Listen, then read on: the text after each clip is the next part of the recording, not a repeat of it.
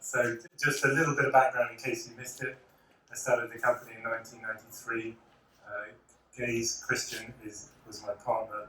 We started together for 3 years. I think we actually struggled to make any money from that 6, so he left quite sensibly after 3. But actually, we're still very good mates. He lives in the south of France. And in fact, he became the source of a lot of the oak that we buy for France for us. And he also designed some of the early pieces. Yes, this is going to be our 27th year at Chelsea. And saying that, I said that last year. And yes, the last time we did it, we had the best, no, it wasn't last, in 2018. What we're launching, Chelsea, very excited about, is our new curved splash lounge, which really does, it's one of those pieces that uses all our skills, steam bending, smoothing. And I think that sort of encapsulates Eberle with this idea that we're not slavishly traditional. We like to draw from history and techniques, and trees, you can draw a lot from them actually, and understanding their view of things, which tends to be quite slow but solid and lasting. But also some of the modern techniques that you saw in the workshop. This event, thank you all for buying tickets, is in support of RHS Garden. It is a really fantastic charity, and we've been privileged to support it since the very first garden. I think they're now 6, and in fact, I've got a very short video, very short, to show you and tell you more. So.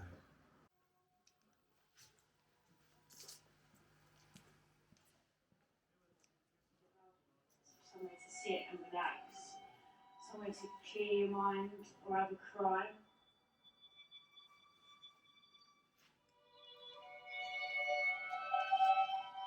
I had an accident at the end of May that left me paralysed. I fell from a tree, 15 foot. It was scary. As soon as I hit the floor, I was paralysed, I couldn't feel my legs. I've been here ever since. I will be going home at one point.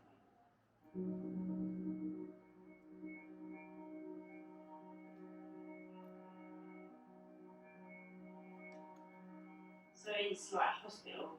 You've got the long corridors, doom and gloom really, and then when you come out here, it's lovely. The fresh air, the flowers, the little huts. It's really good for your mind.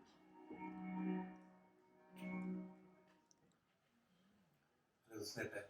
Do visit their website. There are some really inspiring stories and videos on there.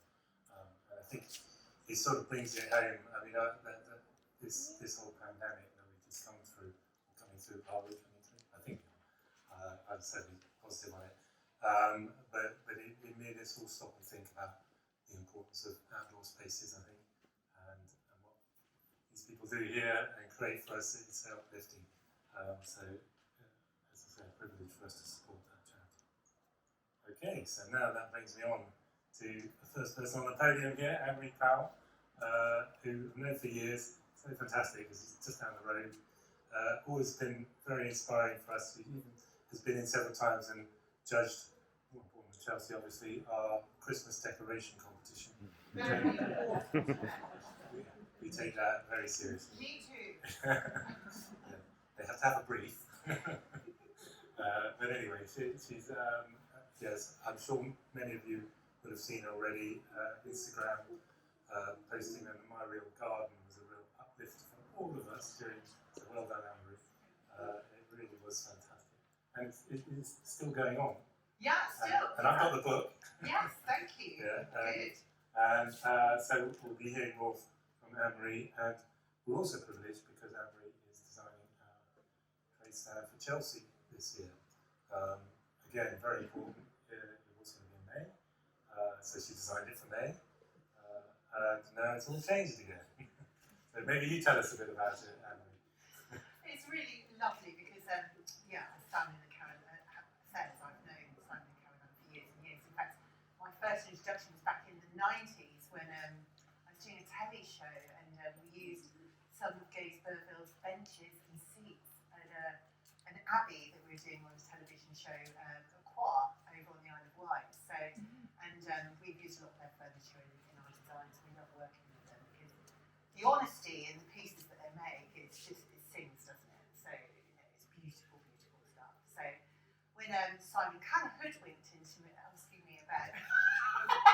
would you do the Chelsea trade stand for me? I was kind of slightly alarmed, but really, really honoured actually. It's a privilege to work with Gaze Burvill, but always slightly worrying working with friends as well, who you hold dear. So, but I'm very excited about the space. So, and essentially it's designed as two separate sections. So we are in Hampshire, so we are kind of looking very locally, which is what we've been doing, all of us, very locally, being in our gardens, almost exclusively building our own little worlds. And I think if you're lucky enough, as I own one of the levity chairs at home, to have a Gaze Burvill piece of furniture at home, aren't they gorgeous? It's one of my favourite things in my garden.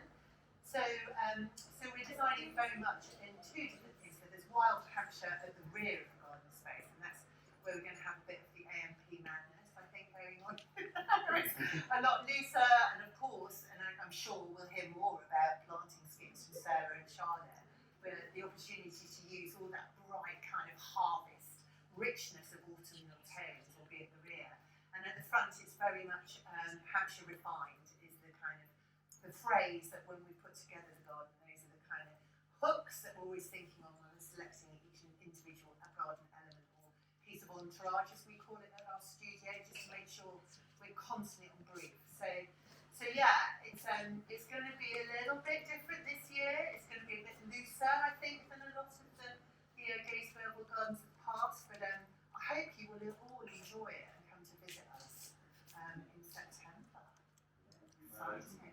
It is very exciting, and actually that bit about hoodwinked, it does remind me of a story I was told about agreeing to do things with elephants on the horizon. I don't know if you ever heard that, but I was told quite early on into committing to doing things is beware of elephants on the horizon. It's just like if somebody tells you early enough, you say, yeah, sure, that doesn't matter. Well, you know, here it is, Chelsea's arrived now. We've also done doubly well because actually we've decided for this, because it's so exceptional, and also because we've got no time to plan the next Chelsea, which is in May next year. We'd normally be pretty well advanced with it. We're going to take it down and we're going to put it back again next May. So you tricked me once, but actually twice. Yeah, but the planting will be very different. Yeah, we will change some things, but it's actually quite nice for us to have that. And relief, I think, for Sally, our new events manager. Yeah, absolutely. Okay, and now I'm going to hand over to Ann-Marie to introduce our other two guests. Yeah, I'm just going to put my chair down here so I can see Charlotte. Shall I do that? Yeah, you do I that. won't be able to see it, but maybe. So yes, so isn't it lovely that three women, all at Chelsea, so having been, at our professions for decades actually now, so it's just so lovely to share a stage or a floor and a stage with women.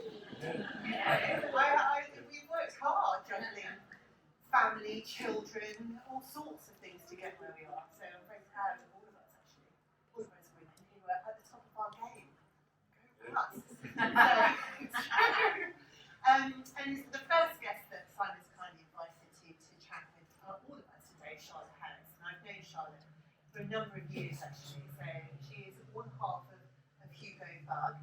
No, Hugo Bug? No, I'm Harris. I'm the top half. So I'm the top half. So, but previous to that, Charlotte, you've been a plantswoman for all of your life, really, haven't you? So for a number of years. So and then joined together with Hugo. When was that, Charlotte? So Hugo and I started doing some freelance work for Hugo around 2014, and over the next kind of 2 or 3 years, we found that on both of our projects we were asking each other individually, each other's opinions and what we felt about things, and it was a very sort of informal thing.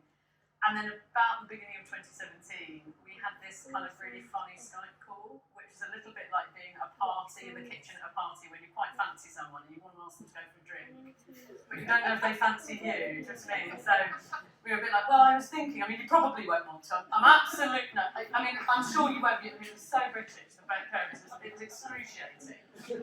Anyway, and we had both basically then said, to each other, actually, we'd love to work formally, and luckily we've been having the same sort of pattern of thought. So we've had this sort of professional dating, and then we had a bit of professional moving in, and now we're sort of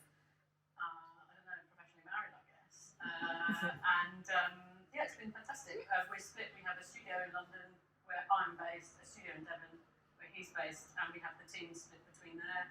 But we move between there, between both studios and our sites, which go at the moment from the Isle of Skye down to Cornwall, over to Kent, and actually in Sweden as well. So yeah, it's been a 4 year. We sort of announced it at the Chelsea 17 show when I did the RBC Garden, and it's been fantastic. So. But this is also the garden, I should say, and I have to say thank you to Ann-Marie very publicly, where in the March, and it was really, I'd planted a number of show gardens up to then, but it's not, you don't realise the pressure when it suddenly becomes your own garden in 2017, and I was having that, I don't know if you've ever seen that sort of, it's like scale of creativity, I think it's called, and you start off going, this will be really great, this will be really, really brilliant. Is it good? Is it good? No, it's absolutely rubbish. What a load of crap. I'm so useless. And you sort of, then you start coming up going, well, maybe it won't be a complete botch.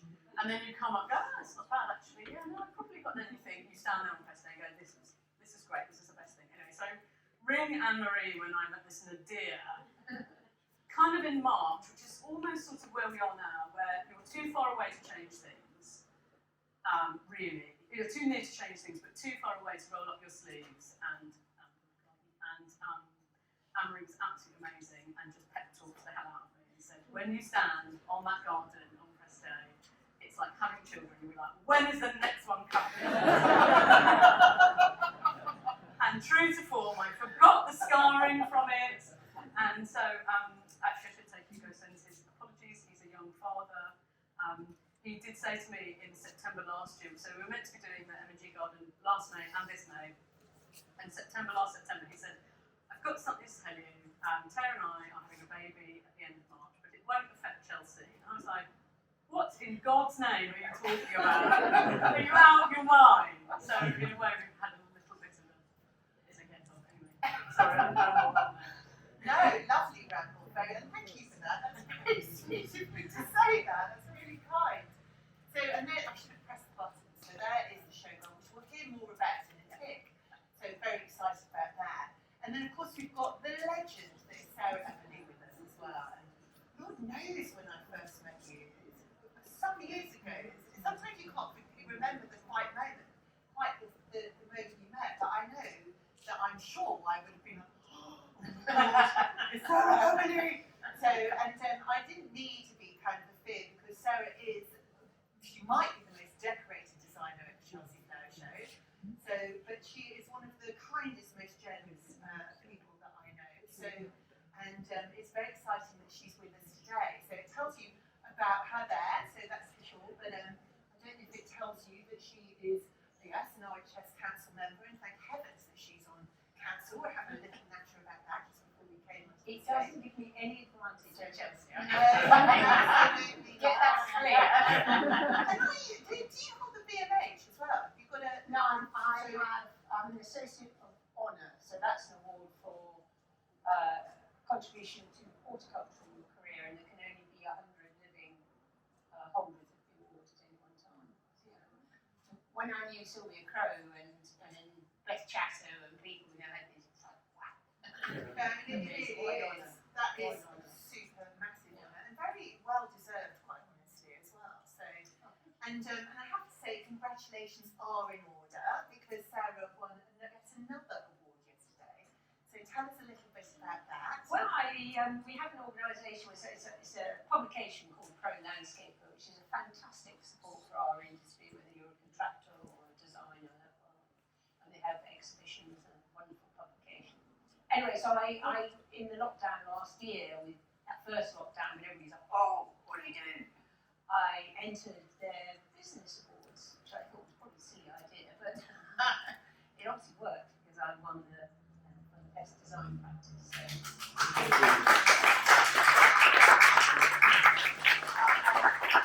I'm very surprised to be shortlisted, even more surprised to win. So. It's lovely actually though, and we were talking about this just before, because it's good to know that we are not just designers, we are also business people, aren't we? So all of us. So I can really honestly understand why that award means so much to you, Sarah. Congratulations for it. So, and so I will just go back over the slides because it's interesting.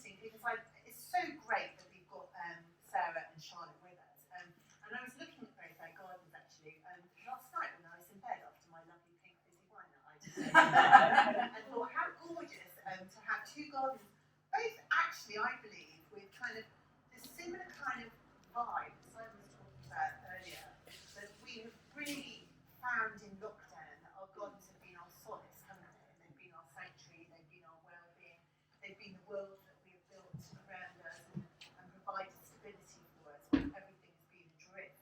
But in very different ways actually. So Charlotte, your garden, and I will ask you to talk about that in just a tip, is very much a kind of urban park arrangement. So for people who are living in this urban environments, and there's lots of data and research that actually shows the reasons why people, are fitter, healthier, happier, they have accessible green space. And then Sarah, I'm just going to show everybody your garden as well. So that's very much inspired by where you grew up, essentially, in a rural environment. But again, with the whole kind of evocation of well-being spirit as to what gardens can do for you. So Sarah, if you could tell us in a minute or two, because your garden's on the screen, and then we'll come to Charlotte about your space. Well, I mean, it's called Psalm 23 Garden, and it's for Bible Society. And I'll start off by saying I'm not religious. And so I was a little suspicious about taking this on. And I'd done 6 consecutive Chelseas and thought it was time for a break. But I attended a meeting with them, they were very keen. And I went back over through Psalm 23, which was probably familiar to most people from school, if nothing else. And I just thought, wow, this is so me. It's about the soul, nourishing the soul. And I just thought, I want to do it. And it's inspired by a landscape that I grew up, which is Dartmoor, where I used to go as a kind of troubled teenager, there's angst, and then sit on a rock with this big open stage. But the purpose of the garden, really for me, the psalm is more of it's very visual, still waters, green pastures, and I actually,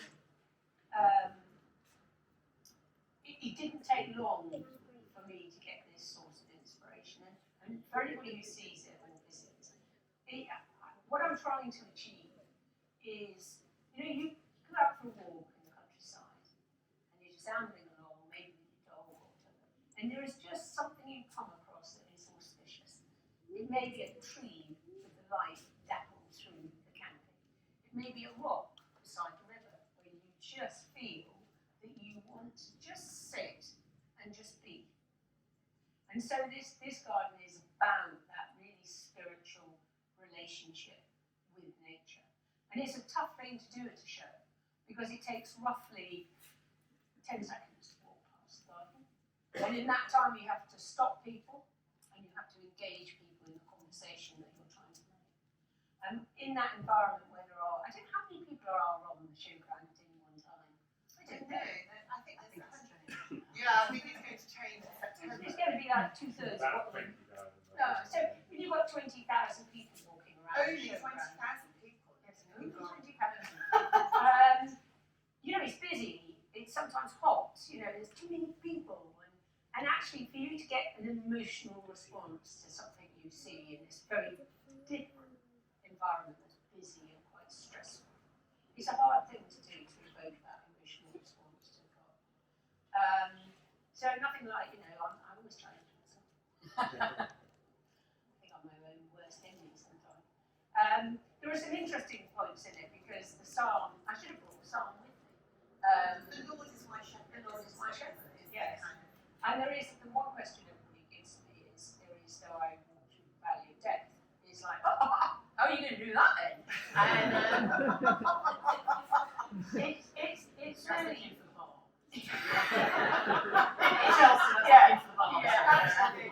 But actually what I'd say is that it's a difficult route. It consists of 2 hanging rocks, as I call them. One which has this waterfall over, and one you can sit on, so you can sit over the water, your feet down in the bottom of the water. To get there, you could step onto the first keystone, and then you either go left to go over the stepping stones, or you go right, and you have to scramble up the rocks at the top. And really the analogy, if you like, that's my valley of death, do not fall off. But it's the analogy, because I think the psalm, the analogy, it's a parable of life, really, for me. The interpretation for me is it shows how, as you travel through life, you you have difficult periods of time. You have times that are easier, calmer, still waters. But then you have the valley of death. But as you age and you reach your destination, there is something more deeply spiritual in you as to having travelled this journey, and you reach peace. And so in many ways, this is I hate talking about gardens as a journey. I judge quite often. As soon as we see the garden as a journey, not another journey. So I've not talked about journeys at all in my judging brief. And actually, I was judging last week, sorry to interrupt you, and it was interesting because you weren't judging at Tatton, and everyone was saying, even your brief writing has become legendary. All the other seasoned judges were going, blimey, I know who knows how to write a brief, and that's Sarah Eberle. If you ever want advice on how to write, we read one of Sarah Eberle's briefs. Well, I'll tell you a little joke, slightly aside, but last year, year before, 2019, I did the Resilience Garden, which if you went was that garden with the funny sign over it. And for that brief, I said that the garden was mine. And so when the judge came up and said, "Oh, Sarah, only you can avoid all criticism by just saying that it's your garden. You decide what goes in." Oh, nice besides there. But yeah, so it's a big challenge with this garden to get that kind of response. It's a small, how big is the 10 garden? metres by 10 metres. Yeah. So it's what we call a small garden. Not the smallest It's not that small. The smallest garden I've done at Chelsea is 5 by 7. Yeah. And actually, because I started at Chelsea on the bigger gardens, what we call the main avenue garden, successfully, and then I moved down to small gardens, and a lot of my colleagues would say, "You doing that for Sarah? It's better come down." And I'm like, "No, it's a challenge. I'm not very good at small gardens, because I tend to work on big gardens because I live in the country, and gardens tend to be bigger in the countryside." So I thought, no, because for me, that's the most difficult thing. The level of attention. Absolutely. So it's not too busy, but there's enough to engage. And actually, where most designers make when they design small gardens is actually they design gardens for small people. And there's a big difference. Everything's got to be full size, but they try and cram everything in and to sort of try and elbow in everything they get in a big garden down into a small garden, and that unfortunately rarely works. But yeah, that's why I did it, and I do enjoy doing it. Where is this one going to be placed? This is next to, opposite, Charlotte, On the corner. on the corner. Nice and easy for us all. Yeah. Yeah. Yes, we'll be able to raise our glasses. Yeah. Absolutely. We'll have to run up from the bottom. Yeah. With that, but I will run up and I'm sure Simon will Yeah, do. definitely. No, thank you for that, Sarah. That's really wonderful. And it does make me smile. I do like how you have very much in that drawing shown that you don't have to put everything into it, and the space was really cohesive and beautiful. So, and I do remember when you did 3 small gardens. Yes. At the same time. Didn't you have a bicycle or something that you were? Well, I did 3 gardens for Hampton Court, and the BBC were following me because nobody had ever done 3 gardens before, as a designer. And I was remarkably in control, which upset them greatly. Yeah. Can't you have a crisis? I don't do crises. So they got me a bicycle and said, "Well, we just get a bicycle. You came backwards and forwards, looking stressed and busy." And every other sentence had to be, they would say, "Just say you're stressed." So, I haven't got time. I'm too stressed to talk to you. And all that sort of stuff. But they said, "Right, we've got a cherry picker. We put the cameraman up there. So what we want you to do is bicycle out of the Daily Mail monkey where I was doing the big garden, and swing left if you're off to your next garden." So out I pedalled, got the speed up as high as I dared, came out to the marquee, swung left, and there was a big pile of sand. I hit the sand and spread over the house. They threatened me with that outtake quite often. I absolutely love it. Thank you, Sarah. We'll come back and chat some more in a tick. And Charlotte, so we have, I don't know if you can see, we've got the Harrisburg Garden on the screen, and this is for M&G, so this is the headline sponsor badge, isn't it, essentially? And as I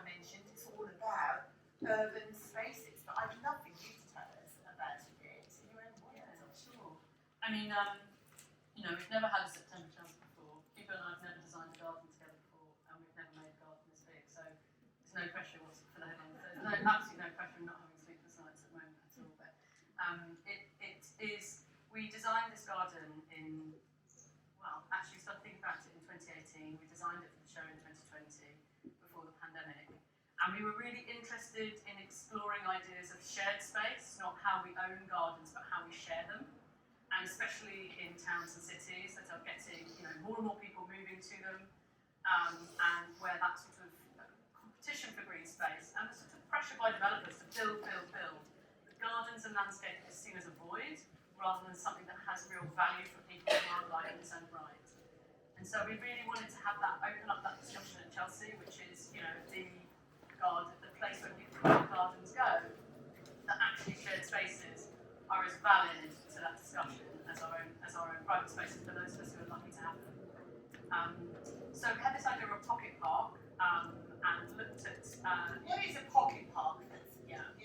So pocket park is generally a small slice, generally in an urban setting.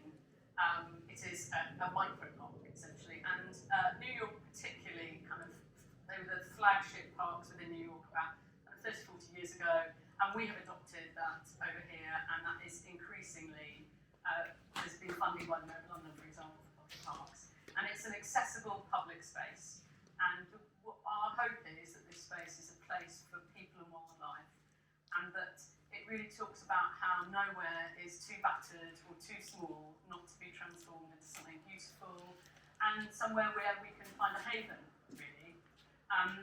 And when we make gardens, Hugo and I wouldn't say we have a signature style at all, but I think we have a signature approach, which is we are really interested in stories and how the background to that garden or that land has been used perhaps in the past, so the sort of anthropology of it, the history of it, maybe the geology of it. We're really interested in weaving that into that space to make it about that. So we sort of have an imagined past for this garden. I live in Stratford, in Newham, not the Stratford with the globe in, the Stratford with the Olympic Park in, and there it has areas of huge deprivation. There is an absolute connection to a lack of green space within areas of deprivation as well, but also it's a very industrial place. And so walking around there and cycling to the studio, you see these kind of influences that really kind of stimulated Hugo and I to think about this imagined past of it being maybe an industrial space. So what you see at the moment in this visual, and also I'll explain a bit about the visual in a minute, is elements of this 100-metre linear pipeworks sculpture, which is made from all the plant materials in the garden, well, 98% of them, are reclaimed, repurposed, reused. And this is 100 metres of repurposed pipework, which weaves through the garden, weaves through the branches, has been sort of treated and polished at certain points. And it's been designed in collaboration with Andrew McMullen, who's an architect we work with, which we have really enjoyed doing. It has been somewhat stressful because it was designed for the garden in, obviously, 2 years ago, and it does weave through the branches, and obviously in the space of time, those branches have moved. So there's not much room for manoeuvre, and they had already been made before, for the May 2020 show. So fingers crossed, we don't have any branch issues. So that's not keeping me awake as well. And the materials in the garden are the materials that you might see in an urban setting. So using steel piling, which sometimes you see to retain canals, that's as part of back wall. Hugo and I, over the kind of course of a year, went and found in various places and bits where brambles were going over bits of unused or reclaimed stone and metal, and we've over the past year been putting those together like a jigsaw ourselves in terms of the paving for it. So it feels like a patchwork with a story. The garden has some beautiful nyssa in there, and they're sort of fantastic trees. And really the garden is planted to recognise what the sort of challenges of climate change in cities and be robust and resilient around those. So that's a... I did wonder if you'd, as I was reading about the steel structures, and I know, Charlotte, you lived a garden at Bridgewater, so you were at RHS Garden, and I did wonder if, because I think those structures are beautiful, Charlotte, and I wondered if there was inspiration that came from, this cross-referencing, and Chelsea? I couldn't comment because it's an RHS Chelsea. So I can't possibly comment, but we'll talk about that after. I think we're just really interested in how you weave stories into gardens, whether they're private or public gardens, and you give layers to those gardens. And those layers are not only in the sort of seasonality of the planting, but also in the stories of that landscape that make it really authentic. And I've seen far too many, certainly in towns and cities, where a developer has to do a bit of planting, and they all look the same. You know, they feel cookie cutter and they don't feel authentic. And actually, there are amazing stories. Where I live, we live around the corner from a place called Tramway Avenue, which is where the first trams really is London. It revolutionised how people got to work, and even the stories around that are really fascinating. My first degree is history, so I'm totally fascinated in it. But the visual, Yeah, it sounds perfect, because I'm thinking, well, it's very clever of you to kind of put a bit of beautiful piece of art. You can't really tell what the garden is. well, that's the great joy of Chelsea, isn't it? And that is, it's interesting when you look at as designers, when you look at the visuals, isn't it? And you use electric panels and things. Well, that's very clever. A bit like Sarah saying the garden's for herself. You can't really tell what it's going to look like. It just looks good. I don't know what you're talking about. No, truthfully, it is actually based off a 3D model. So we've modelled both in, physically and in kind of virtual space. We worked with an amazing illustrator who, and I went to see a fantastic exhibition about the. I'm having. Sorry, I thought you were going to say Grosvenor School. Yes, thank you. Our friend Katrina, who's got a little. And they are an amazing school of art who, and you'll probably recognise some of their work if you looked at Claude Flight, Lily Schudy, and they operated in the UK between in the interwar years, and they use lino cut, and this is a sort of very democratic art form, and it was very equal men and women, which it wasn't really, and art schools weren't particularly that at the time. And so I sort of talked to Hugo about this incredible exhibition, and we thought we might like to take that approach because we felt that sort of symbolised what we wanted from this pocket park as well, that it was accessible, open to all, democratic, and that's why we sort of took that approach. But truthfully, it is based on the 3D model, so it isn't just a bit of a what can we get away with without anyone knowing? But yeah. Yeah, no, thank you for that. So what I'm interested in is, I know that you were saying you started this garden in 2018, and so when did you start with your garden, with the designing of it? And do you feel like a kind of oh my word, now we've got this lost 16 months? How are you feeling about Chelsea sort of coming over now? Because it's such a long time, isn't it, between conception to delivery? So, and how are you feeling? Are you feeling excited? I started this garden in 2018. And to be honest with you, it was one thing that was really worrying me was kind of lack of engagement with it after the first Chelsea postponement. Because there's only so many times that you can pick something up and put it back down without going, oh, I've done that, and I'll move on to something new. So I was really worried that it would stretch me to really get this depth of passion we need for something that we're doing to make it as we would want it. And I'm very relieved that I am as deeply engaged with it as I ever was. It has come back.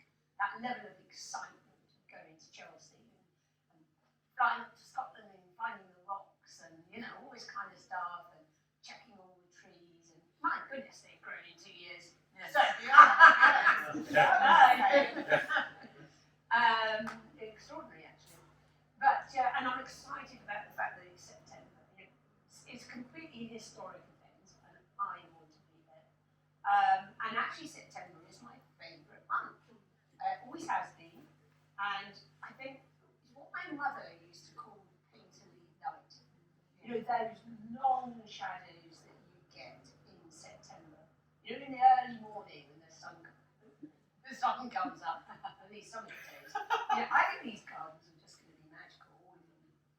Something very special about it, and the plants. You'll see different plants, which is fabulous, and about time, really, because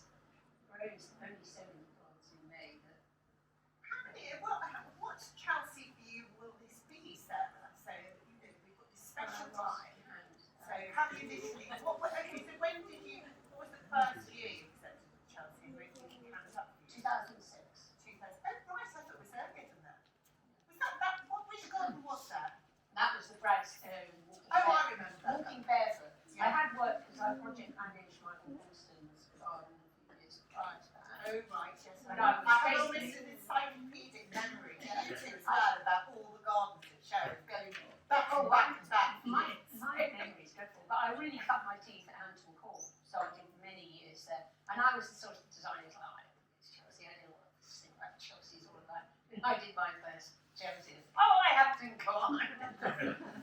Something just gets you about Chelsea. It's a passion for me. Yeah, that's something, and I'll put it to Charlotte first, and I'd love to hear what you're thinking about that as well. So you know, I know what it is for me, why I want to keep on going back. But after this period of time, I was excited about going back as you ever would. What keeps you coming back, wanting to exhibit at Chelsea? And is it preferable to other shows? You know? I think it's a great question. Sometimes you do ask yourself that quite seriously. I think Chelsea is amazing. We have a complex relationship with Chelsea, I'll be very honest. Yeah. Is that I think there's all our gardens, mine you guys have gone on somewhere, this will go on somewhere. I think there's a sustainability discussions, and I think we are all getting better at that, and I think the RHS is getting better at that. But we love Chelsea for loads of reasons, and one is that you get to try things out that I can't try things out on a client's garden. It's not reasonable. I can try a few things and flag that I am, but I can't do what maybe we've done in other gardens. It allows you to be creative, it allows you to work with incredible people, it allows you to work alongside incredible people. I remember Sarah's Mars Garden, and I'm not just saying it because she's up here, whenever I'm asked about the sort of iconic Chelsea gardens, for me Sarah's Mars Garden is right at the top, just for me, like the thinking and the consideration around it. And you get to work with people who are your icons, you get to work with the best nurseries, the best contractors, the best specialists, and you have this amazing during the build is amazing, isn't it? That sort of coming together, and then the show opens and everyone's passionate, and I sort of feel like September's going to be like that on acid, because everyone's going to be so excited to be together again. No, it's absolutely the case there. Sarah, you have exhibited, I remember, Hampton Court Daily Mail pavilions with houses and all sorts of things. And I remember your garden, particularly there in the Great Pavilion, so from years and years ago. But what is it about Chelsea, especially given that you just said that you were like, Chelsea, not interested, that makes you want to come back? So with gardens, no matter what size, actually. I think for me it's as much about family. Everybody is there is a part of my family, and everybody works together. The spirit, we call it wartime spirit. Everybody wants to help. But I'll give you a little story. In 2017, very sadly, my husband died very, very unexpectedly, 5 weeks before I was due to start at Chelsea. And my cousin, although he was a farmer, was a very talented engineer and used to build a lot of the stuff. In fact, he entirely built my Mekong garden, which got best in category. And so very talented and very engaged in the show. And quite extraordinary. You could say, well, you could go. Well, of course I'm going to go, because apart from anything else, I should think I'll get a legal bill for my spot. But the phone just started to ring, and people ring up. My husband was doing steel work, and one of the Ted Clayton from Hot Metal Engineering, he does a lot of work for various people. He just called me up and said, I'm coming into the yard, I'm going to cut all the steel, I'm taking it back, didn't charge me a penny. And everybody looked after me at the show, really, really looked after me. And I'll be forever thankful for that. That was an amazing experience. But I do like Chelsea partly. I think it's, dare I say, it's beginning to wane. I'm mid-60s now, and it's exhausting. It's physically exhausting, and it's mentally exhausting. And my capacity to respond to both of those is reducing. And it worries me, because if you get physically tired, you can't think. And so you need to keep sort of fit and do all those sort of things to make sure you eat properly so that you can make these decisions. They come thick and fast, and then you lose confidence. Oh God, this is horrible. What have I done? And so, it's maybe that's why I like smaller gardens more as well now, because there's less to do. But it is difficult, and you do have. The thing is, you got to remember is although the timing, you're working on this for months and months, in some cases years before you actually go and build it and build models and you know everything inside out. On the day, it's different, and particularly with the plants, because the plants, you can never plan exactly what they're going to be like, and so you have to make a lot of decisions on your feet, and that's one of the things I love about it. I love problem solving. I like being put on the spot. And I enjoy that. Should I say that I enjoy it when I'm successful at it, but I obviously enjoy it less? There is a point I respond well to stress, but positive stress, and I see being forced to make decisions and to worry about things, and I see that as positive stress. But if, of course, something doesn't work, it turns into negative stress, and it can be very stressful indeed. And I've experienced a number of those in my time. I haven't won all gold medals. You've got a fair old ball. I've got less of the Say others. how many medals you've got. Go on. Please say. Well, I've got 17 golds, but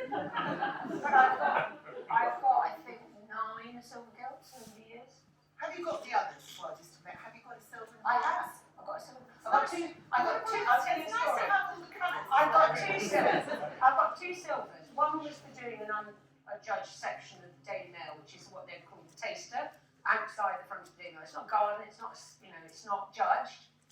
And I did that as well as a garden inside one year. And then the RHS came up and said we wanted to be the judges want to judge it. And They do that sometimes, don't they? yeah, and I was like, oh no, really? Oh yes, come on, we'll get it judged. I said I hadn't built it to be judged, something you just walk by on your way into the pavilion. Anyway, they did judge it, and somebody from the RHS came up and said, "This is going to get a silver gilt." And I said, "If you give me anything higher than a bronze, I'm never coming back to the show." Never gave me a silver. And I also got a silver. I did. Some of you may remember, but there was 2008, the credit crunch. When suddenly this economic downturn happened, and one of the big gardens had to pull, and literally 4 weeks to spare, 3 weeks to spare, the RHS asked me to do 3 credit crunch gardens. So it was the hedge fund garden, I can't remember the name of them all, but they were done with humour. And again, they weren't supposed to be judged, but again, they got judged, and I got 2 silvers and a silver gilt. And I had to give them £5,000. It was funny. The judges' criticism. So the offshore bankers garden, I flooded the front, so and motorised yachts, so you could play this expensive motorised yacht. But the judges came back and they thought the health and safety issue of flooding your front garden. Where's the humour? I love it. Yes, so I do have to count sometimes. I have to make a list. What have I actually done? I did do 3 consecutive years doing 2 gardens at Chelsea in each of those, and I've got 2 goals at all of those. So I got 6 goals in 3 years. Yeah. Which yes, it's nice. And people say, is it difficult? The answer is it's easier to do more than 1 garden because you get fresh eyes. And you've just got 1 garden, you're there all the time. It's very difficult. You lose your way in terms of, is it me? Is that good? Or you don't know anymore what you're looking at. And by going to another garden, a completely different style, different subject, it would completely clear my mind. So when I go back to the other one, it's like fresh eyes, I can see it for what it is. So I found that to be very helpful. And I should imagine, Charlotte, that's something I'm interested to see how you and Hugo will be looking together with 4 eyes instead of 2. Well, 6 really. Because obviously you're used to that, but as a designer, I kind of think, I don't know if I could share that experience with somebody else. You have like your key people that you work with on site, but your kind of last say goes, doesn't it? But when there's 2 of you, how is that going to work? Well, or don't you know? we've got separate things to keep you up at night. I hope not. Yeah, we've got separate flats, so I think that's Right, probably okay. no.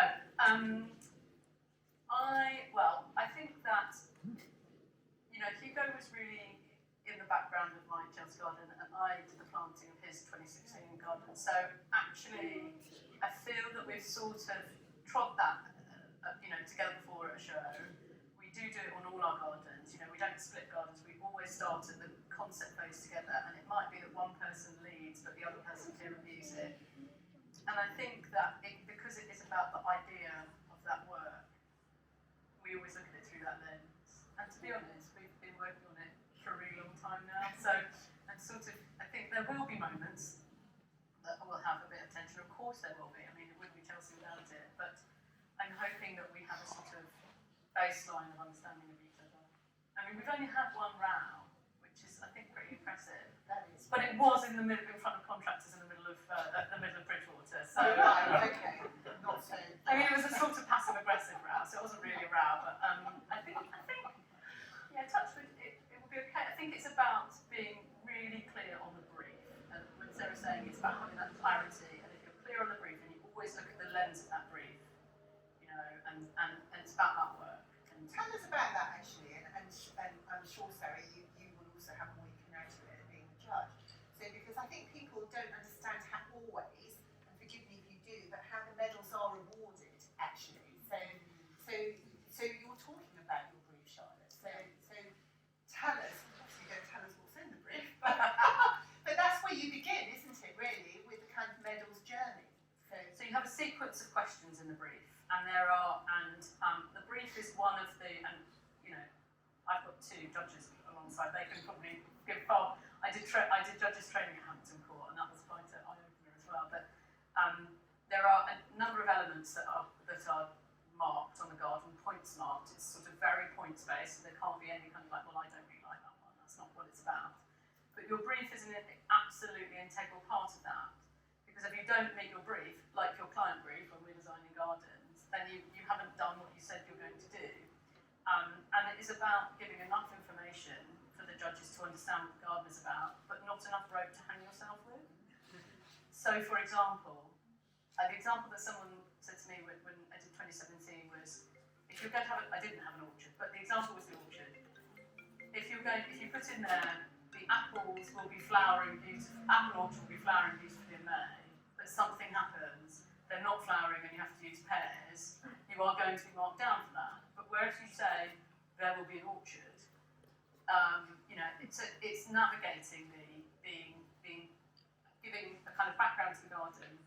Yeah, as I say, but not enough rotation. And Is that a fair way of explaining? Yeah, it's definitely, and there is an art to good brief writing because the judges do know when you're just evading writing. Yeah. Or waffling. And psychobabble, which none of us like. I think it's about being precise and succinct and clear. You'd be surprised how many people lose medals. The fact that they have not readdressed their brief. Quite often they'll go to the show and through inexperience or anything, think, oh, that's a good idea, I could do that. Completely forgetting that actually it's not what they said they'd do in the brief.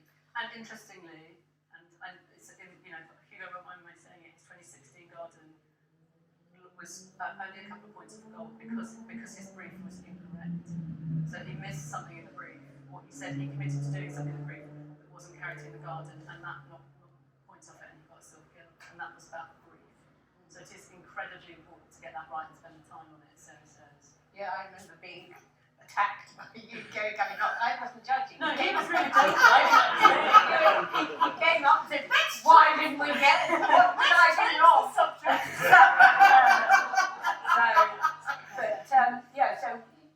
brief writing, and it needs to be interesting as well. It needs to be really something for the judges to engage. Not too bland, because you can't make it too bland. Yeah. And if you do something average, you'll generally get an average response to it. Yeah. You get average points. Well, average points are not going to win you a gold medal. The points have gone up. Yes, I do Yes, think gold. It's harder to get a gold now. It is harder to get a gold. It's gone up to 30 points because actually the judging process, and Sarah, you take over, so that you have 9 different points, don't you? And then you're awarded points to these categories, and they add up to literally bronze, silver, It used to be marked, but in a different way, and it was slightly more subjective, I would say.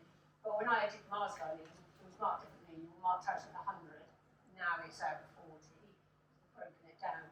But when I got Best in Show for the Mars Garden, I got 98 out of 100, which in those until the system changed, it was the highest marked garden because it's hard to get 170, you've got 100 points you've got to find. And they do feedback. We always advise that designers listen to feedback. You might not like it, but it's important if you want, for somebody to critique what you've done.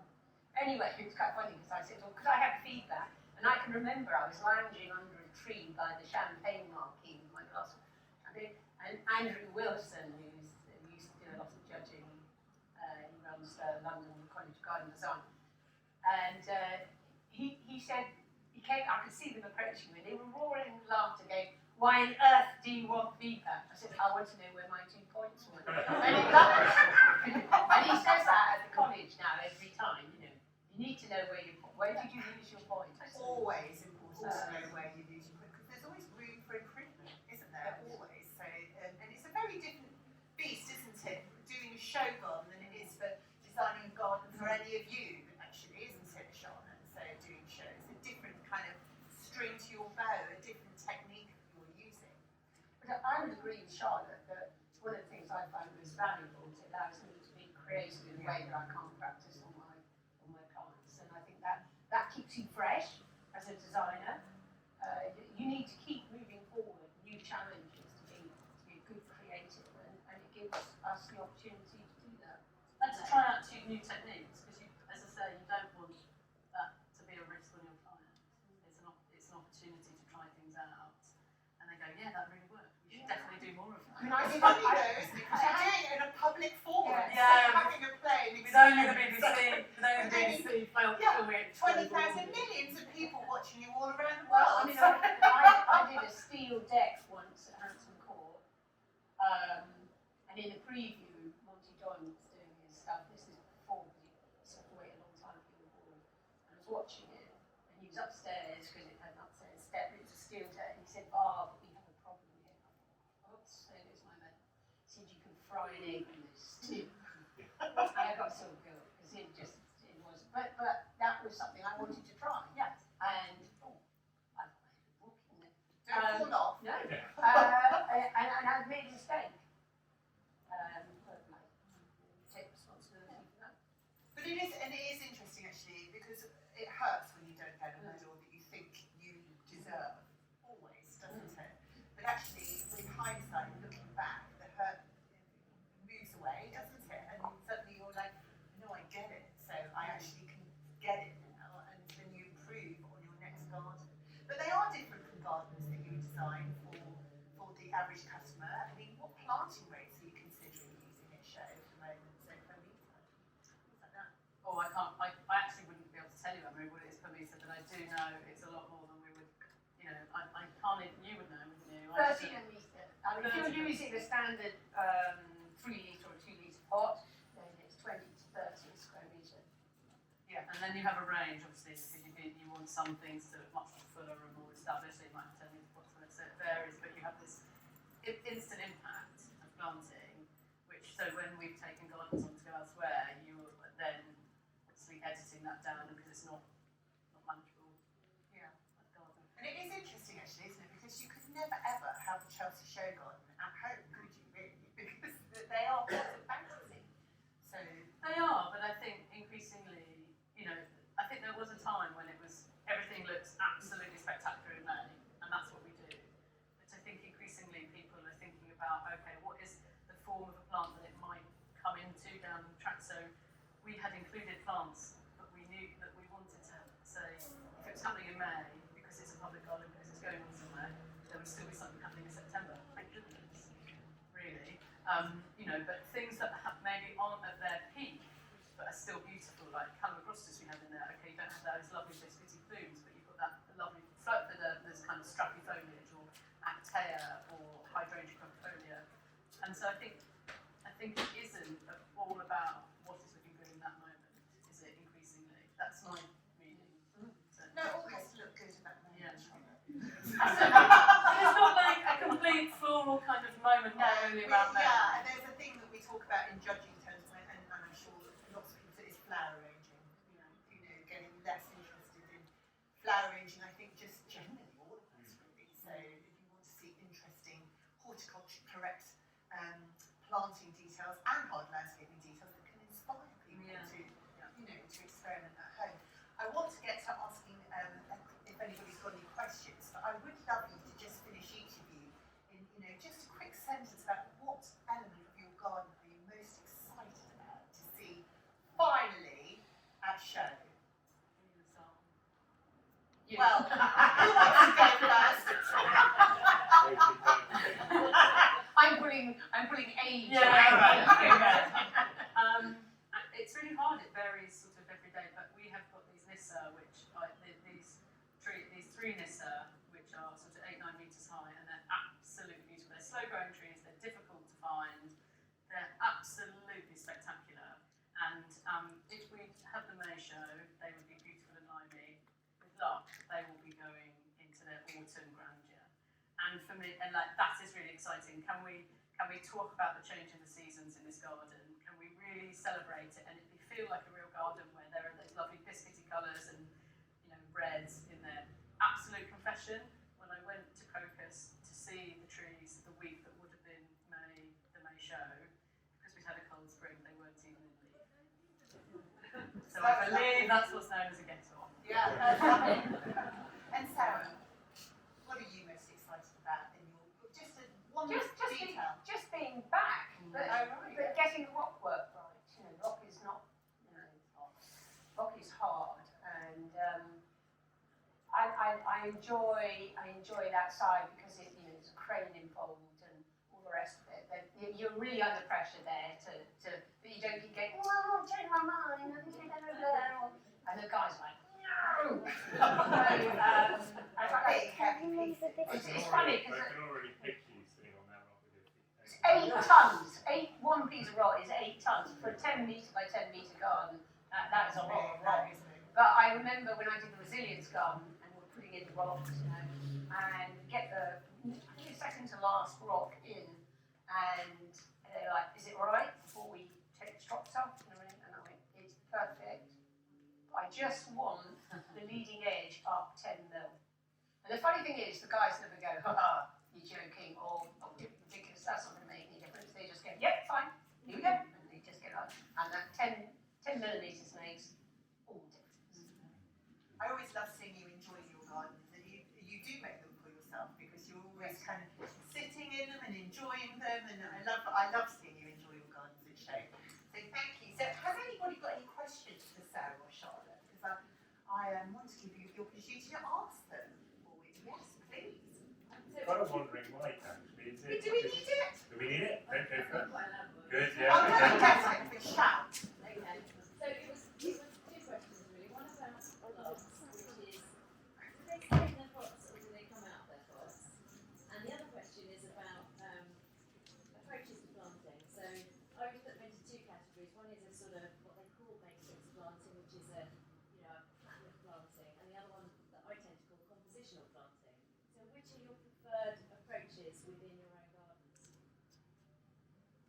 Within show gardens or just generally within our Within show gardens, yeah.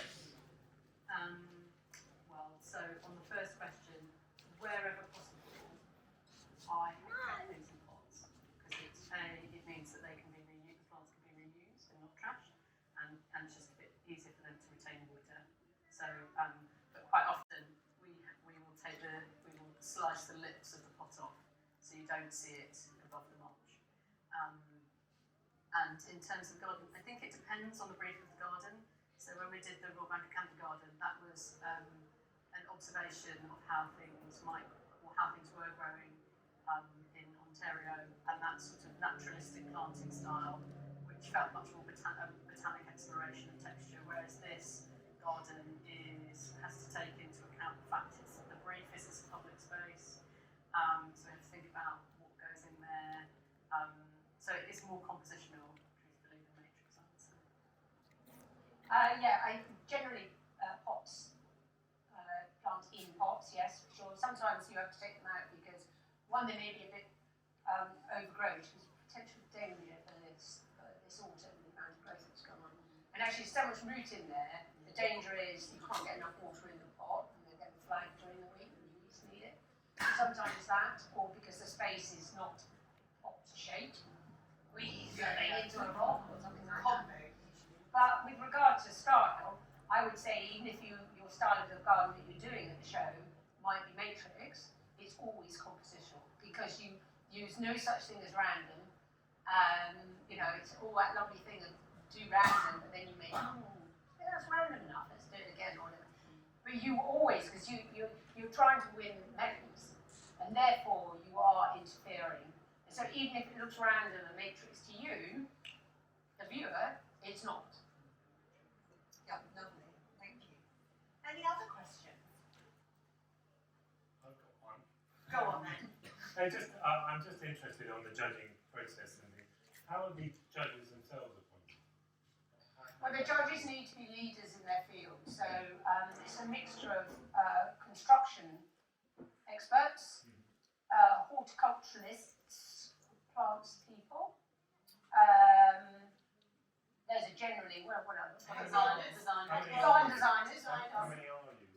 Well, there's less and less. No, it's going up, Sarah. It's going up, Yeah, they had quite a lot of baby judges They did. working with this. Well, the thing is, the judging is You're invited by the RHS essentially Yes. to become a judge. Yes. So, and it's two processes. So the first process is assessment.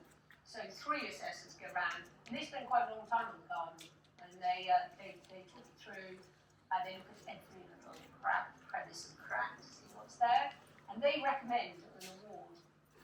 So that the following process the next day is the judging. So the assessors join the judges, and the assessors, to start with, take turns to present the garden, because you also allowed to have a 1 minute, or maybe it's 2 now, I can't remember, opportunity to speak to the assessors.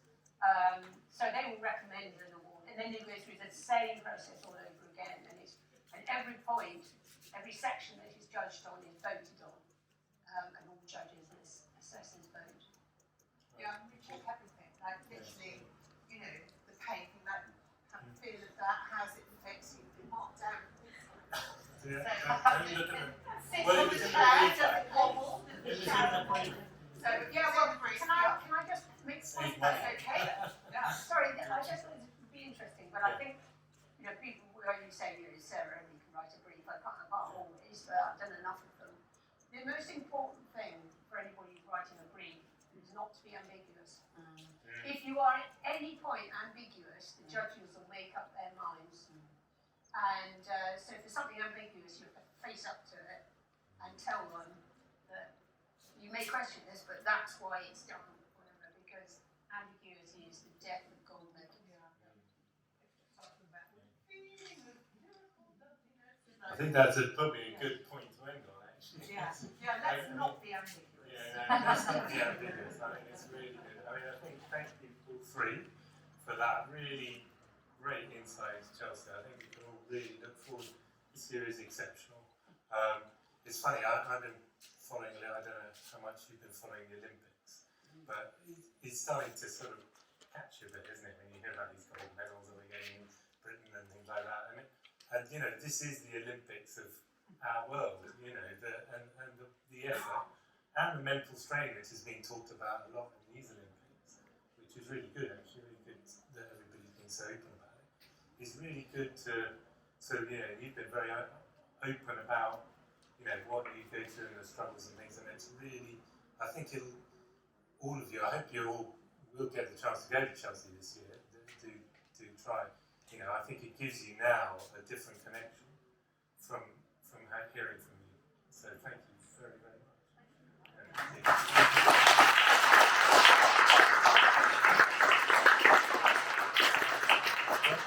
One other thing I think about this year is quite special. I just picked up, it's just a point that was reminded me by Sarah when you were saying how the trees have grown.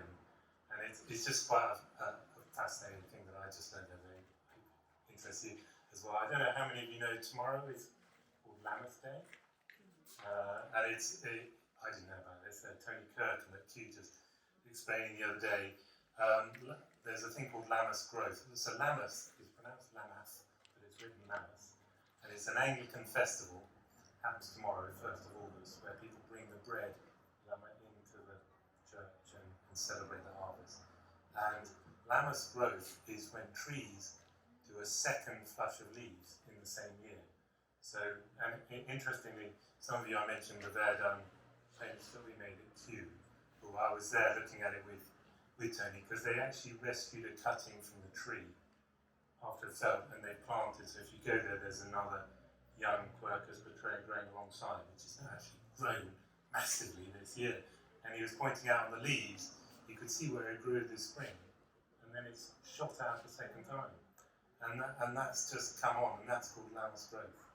And it's when you suddenly, and I think there's a kind of resurgence going on. Yeah, we're all coming out of the pandemic. Yeah, people are suddenly, I mean, certainly we're really busy, so we feel like there's a kind of Lammas growth coming, and I think that's going to make September, really just a one-off Chelsea.